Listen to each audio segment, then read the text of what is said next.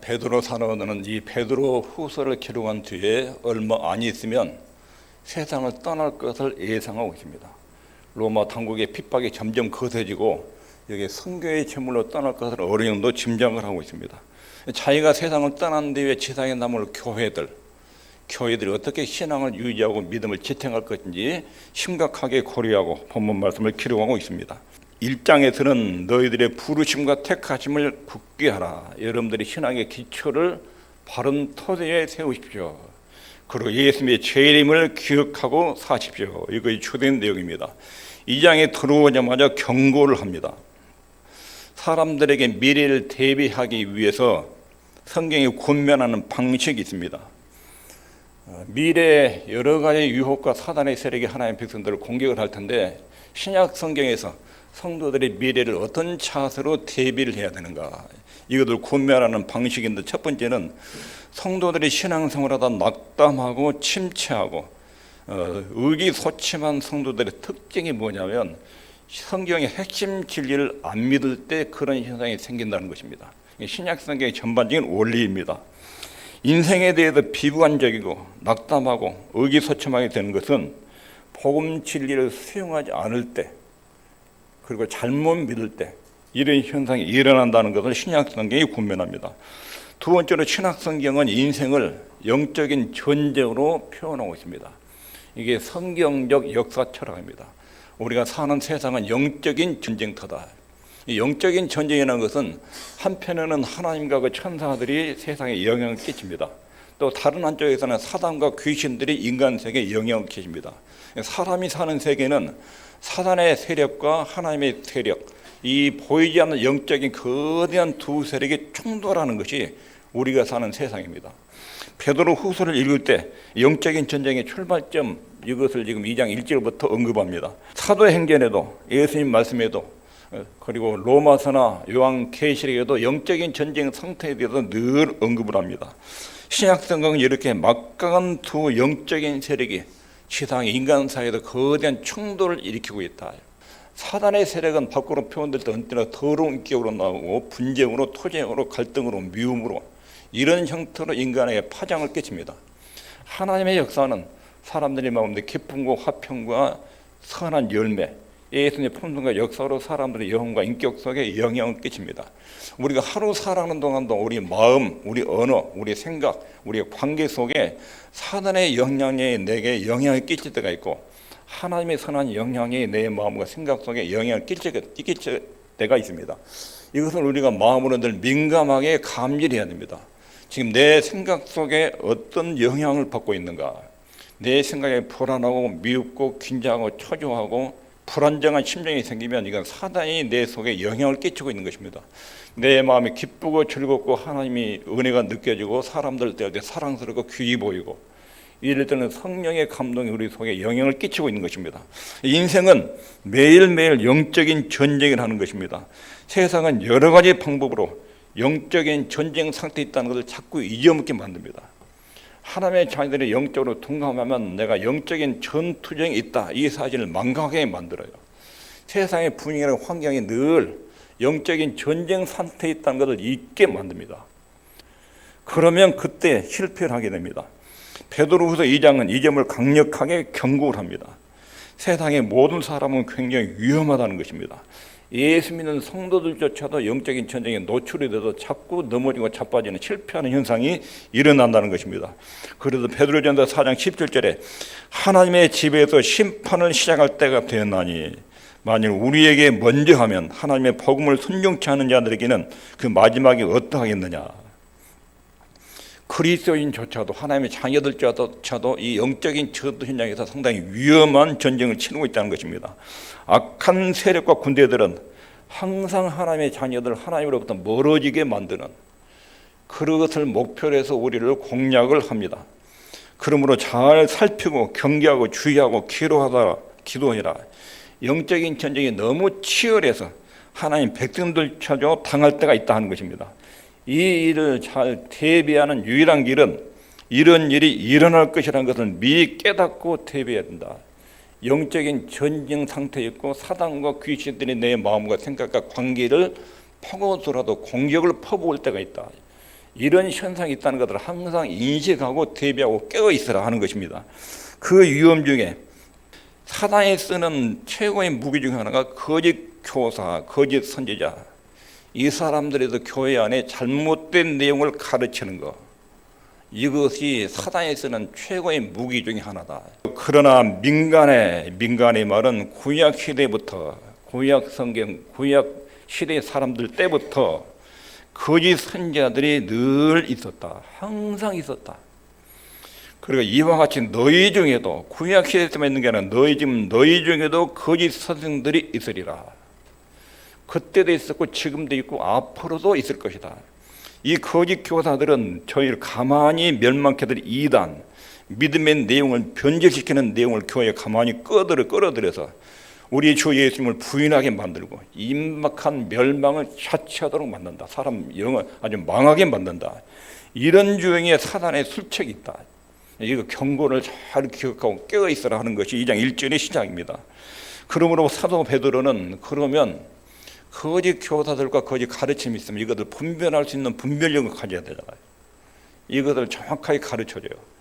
거짓을 분별하는 능력, 분별력. 이것을 사도 베드로가 본문에서 잘 알려줍니다. 먼저 거짓과 진리를 평가하는 데도 잘못된 기준이 있습니다. 이것에 속지 않아야 됩니다. 첫 번째 있습니다. 시작. 새롭고 현대적인 내용을 진리로 여기는 거. 이게 속지 말아야 돼요. 새롭다, 신선하다. 그게 진리다. 이거 굉장히 위험한 것입니다. 여기 보면 민간에도 구약 시대에도 거짓 선지자들이 항상 있었다.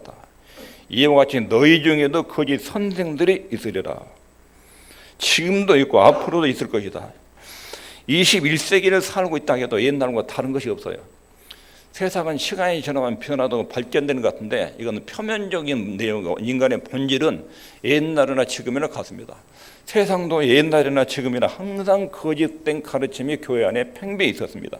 외형적으로는 변화되고 발전된 것 같은데 시대나 인간은 변함이 없다는 것입니다. 마귀는 인간에게 하나님을 믿지 말고 복종하지 말라고 끊임없이 유혹하고 믿어도 잘못 믿도록 하는 거짓 진리, 거짓 가르침들이 항상 있어 왔습니다. 이런 흐름에서 볼 때 새로운 것이 없습니다. 과거의 것을 낡은 것으로 알고 그리고 새로운 것을 진리로 아는 것, 이거 잘못된 큰 함정입니다. 옛날 것은 낡은 것이고 새롭고 신선한 것은 진리다. 이거 큰 착각입니다. 신선한 내용이 진리고 옛날 것은 낡은 것이다. 이런 사고 함정들 조심해야 됩니다. 거기들 평가는 잘못된 기준이 새롭고 신선한 내용, 이것들 진리로 여기는 거, 이게 사단의 속임수입니다. 두 번째는 인기가 좋으면 옳은 것으로. 노아 홍수 때 그 시대에 8명만 진짜를 믿었습니다. 그리고 나머지는 전부 다 가짜 내용에 속았습니다. 그러니까 진리는 다수결로 결정되는 게 아닙니다. 인기가 있고 사람들이 많이 몰려서 듣는다. 그곳에 진리가 있는 것이 아닙니다. 노아 홍수 때 모든 사람들이 다 틀렸고 8명만 옳았습니다. 그리고 8사람만 구원을 받았습니다. 소돔에서 롯도, 소돔 사람들 다 하나님 심판을 농담으로 여겼습니다. 롯만 그 내용을 듣고 그 가족들을 끌고 밖으로 나왔습니다. 그리고 거기 있는 사람 다 죽었습니다. 진리는 다수결 결정되지 않습니다. 인기 있는 내용으로 해서 그게 진리가 아닙니다. 그곳에 사람들이 많이 모인다고 해서 진리가 아닙니다. 인기에 의해서 진리가 평가되는 것이 아닙니다. 이거 잘못된 기준입니다. 세 번째는 교회에서 가르치면 무조건 진리라. 교회에서 말씀하신 내용이니까 맞다. 이렇게 생각하는 것도 잘못입니다. 2장 1절에 뭐라고 그랬죠? 거짓 선지자들이 일어났느니 이와 같이 너희 중에도 거짓 선지자들 어디서 일어난다고요? 교회 안 믿는 사람들 속에서 거짓 선지자들 활동한가요? 천만에. 세상에서 거짓 선지자들 활동해요? 그렇지 않아요. 교회 안에 파고 들어와서 활동합니다. 너희 중에 거짓 선생들이 있으리라. 거짓 선생들 민간에 구약 교회 안에 있었다. 그리고 너희 중에 신약 교회 안에 거짓 사도들과 가르침들이 있었다. 그러니까 교회에서 가르쳐진 내용을 해서 무조건 진리가 아니라는 것입니다. 바울 사도가 에베소 장로님들을 모셔다가 자기가 마지막으로 이제 작별 인사를 하면서 설교한 내용이 있습니다. 내가 떠난 후에 흉악한 이리가 너희에게 들어와서 그 양떼를 아끼지 아니하며 또한 너희 중에서 제자들을 끌어 자기를 쫓게 하려고 어그러진 말을 하는 사람들이 일어날 줄을 내가 안다. 신약 시대에도 교회 안에 그런 교인들이 파고 들어왔습니다. 이들은 모두 자기가 참된 그리스도인 하나님의 사람으로 자칭하고 나타났습니다. 이 사람들이 그리스도인이 아닌데 거짓 메시지를 전파하고 가르친 일들이 있다. 이런 사람들이 교회 시대마다 있어 왔다는 것입니다. 그러므로 세 가지 평가 기준은 진리를 평가하는 기준이 아닙니다. 그러면 진짜 베드로가 성경으로 돌아오라 말하면서 거짓 선자의 특징들에 대해서 그 다음에 기준하는 기준의 원칙들을 알려줍니다. 첫 번째 있습니다. 제자 거짓 선자는 항상 자신의 이론이나 사상을 말합니다. 하나님께 부름을 받은 사람은 하나님이 이야기한 내용을 전달하고 성령의 감동으로 그 내용을 전달합니다.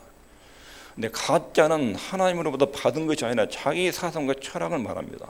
내 생각에는 이런 내용들을 말합니다.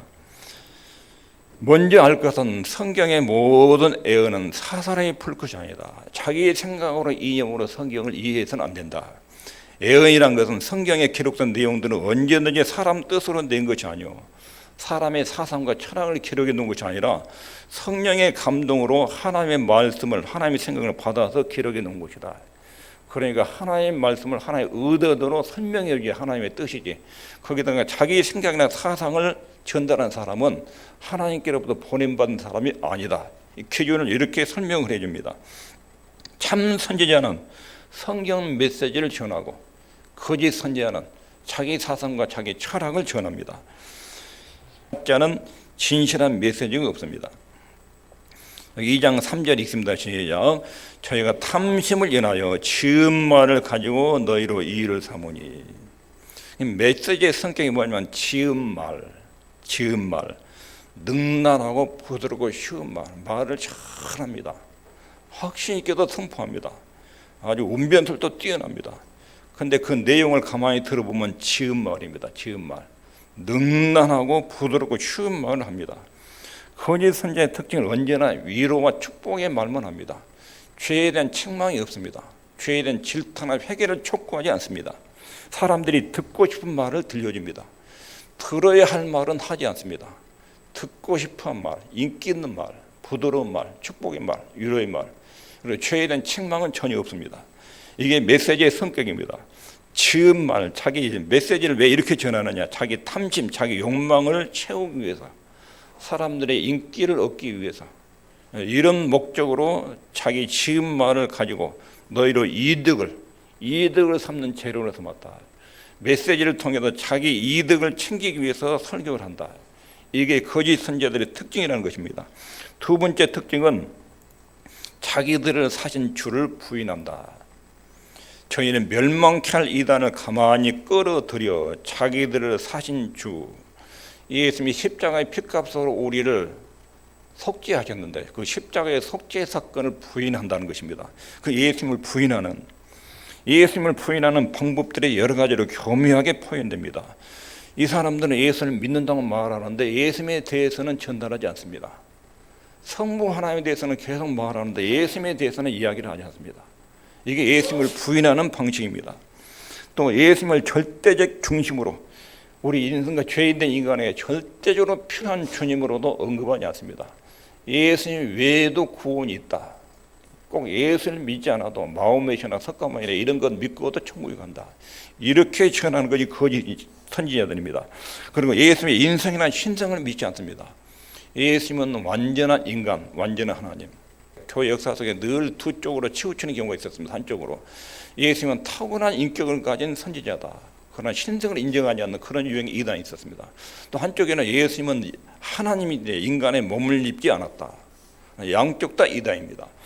또 하나 예수님이 십자가의 속죄 사역을 부인합니다.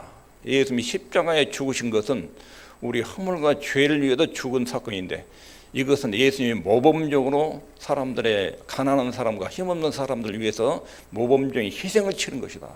예수님 십자가는 교묘하게 이렇게 도덕 윤리적으로 돌려버리는 이런 내용도 가짜 진리들입니다.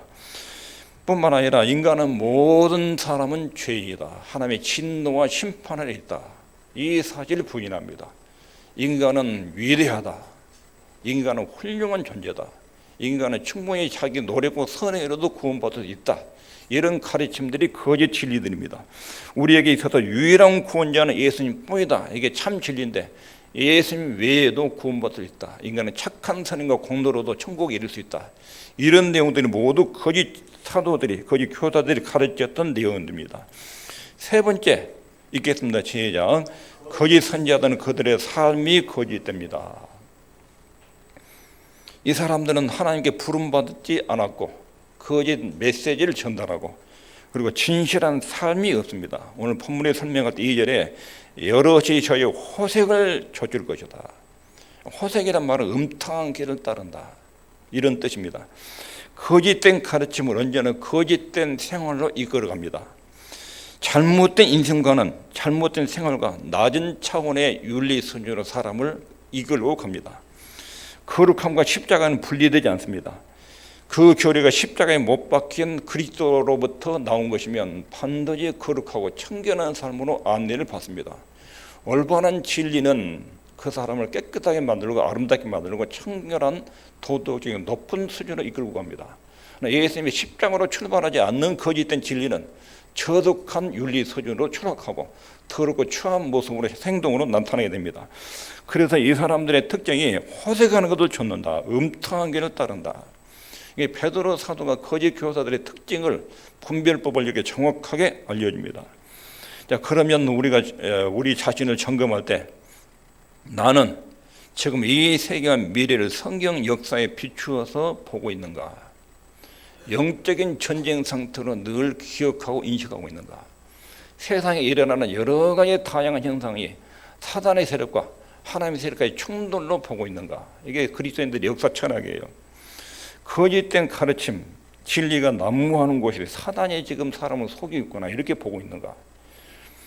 예수님이 나에게 어떤 분인지 이런 부분에 대해서 깊은 이해와 지식이 날마다 성장한 것입니다. 예수님이 내게 절대로 필요한 분이고 그 예수님에 대해서 1년 전에 비해서 전에 몰랐던 예수님의 모습이 더 많이 깊게 알아가고 전에는 내가 예수님을 이런 수준으로밖에 몰랐는데 그 예수님이 알고 보니까 이런 면이 또 발견했다. 날마다 예수님이 새로운 면이 발견되고 그렇게 주님을 알아가는 것. 내 주변에 일어난 세상의 환경들과 현상을 보고 영적 전쟁이라 이런 사고 그리고 나에게 있어서 예수님이 어떤 분인가 매일 그분이 필요하고 예수님이 빠지면 그건 진리가 아닙니다. 예수님이 빠진 메시지는 진리가 아닙니다. 하나님을 많이 전하는데 예수님의 속죄사에게 빠지면 온전한 진리가 아닙니다. 성부 하나님을 알 때는 예수님을 통해서 알아야 됩니다. 성령 하나님도 예수님을 통해서 알아야 됩니다. 예수님의 십자가 속죄 사역 이후에 성령이 오신 것입니다. 성령이 오신 목적도 예수님의 사역을 알리기 위해서 온 것입니다. 예수님의 속죄 사역과 예수님의 사역에 빠지면 성령 역사는 전혀 의미를 잃습니다. 성부 하나님도 예수님을 통해서 예수님을 보내신 하나님 아버지를 알아야 하나님의 사랑을 제대로 알게 됩니다. 예수님이 내게 얼마나 중요한 분인데 내 삶에도 그분이 얼마나 소중한 위치에 있는지 이런 것들을 점검하는 것이 우리에게 중요합니다. 여기까지 말씀을 정리하면 첫째, 성경의 핵심 진리, 핵심 복음을 놓치면 그때 사람들이 낙담을 합니다. 낙담이 눈에 보이는 여러 가지 환경과 조건에 따라서 온 것 같은데 내 속에 바른 믿음과 하나님에 대한 신뢰, 정상적인 신앙이 자리 잡고 있으면 모든 유형의 압력을 이겨냅니다. 성경의 핵심 진리는 예수 그리스도의 인격과 사역입니다. 이 복음 진리를 놓치면 신앙이 힘이 빠집니다. 그런데 사단이 핵심 진리를 왜곡시키기 위해서 거짓 선지자, 거짓 가르침을 씁니다. 사단의 전략 중에 하나가 거짓 교사, 거짓 가르침, 거짓 내용 이걸 교회 안에 뿌리는 것입니다. 우리 마음속에 늘 보고 듣는 거, 유튜브에도 보고 듣는 거 제가 가려다 드려야 됩니다. 거짓 진리가 내 속에 자리 잡기 시작하면 이상하게 내 마음과 영혼에 평강이 사라지고 기쁨이 사라집니다. 세상의 정신들이 들어올수록 속이 허무하고 참 기쁨을 잃게 됩니다. 세 번째는 이것을 구분하는 법을 가르쳐줍니다. 신선한 내용이 진리가 아닙니다. 인기가 좋은 내용도 진리가 아닙니다. 사람들 재밌게 하는 것도 진리가 아닙니다. 교회에서 가르친다고 해서 이것이 진리나 거짓을 구분하는 기준이 될 수 없습니다. 거짓된 가르침은 언제나 거짓된 생활로 이끌어갑니다. 진정한 메시지는 예수 그리스도의 인격과 사역이 명확하게 전달됩니다. 예수님의 성육신, 예수님의 신성과 인성, 예수님은 하나님이고 인간이다. 그리고 예수님은 하나님이 사람이 몸을 입고 땅에 오신 성육신 하신 분이다. 예수님의 십자가의 속죄 사역은 인간의 죄, 뇌의 죄값을 하나님께 갚기 위해서 십자가를 지셨다. 이거 다른 의미로 해석은 안 됩니다. 예수님이 나를 위해 대신 고난을 받으셨다. 내 대신 죽으셨다. 3일 만에 부활하셨습니다. 그러면 하늘로 승천하셨습니다. 하나님 보좌 우편에 앉아 계십니다. 그리고 나중에 재림하십니다. 복음은 예수님의 인격과 사역을 말합니다. 이것을 정확하게 믿으면 하나님이 주시는 신비한 기쁨과 모든 유형의 고통과 압력을 이겨내는 그런 능력이 복음 진리에서 나오고, 복음을 따라서 성령께서 역사를 하십니다. 그리고 예수님이 우리의 유일한 구원자다. 이런 내용을 왜곡시키는 내용들이 가짜들입니다. 그리고 이런 내용들을 전달되고 믿는 것이 진짜 신앙, 진짜 참 믿음입니다. 기도하겠습니다.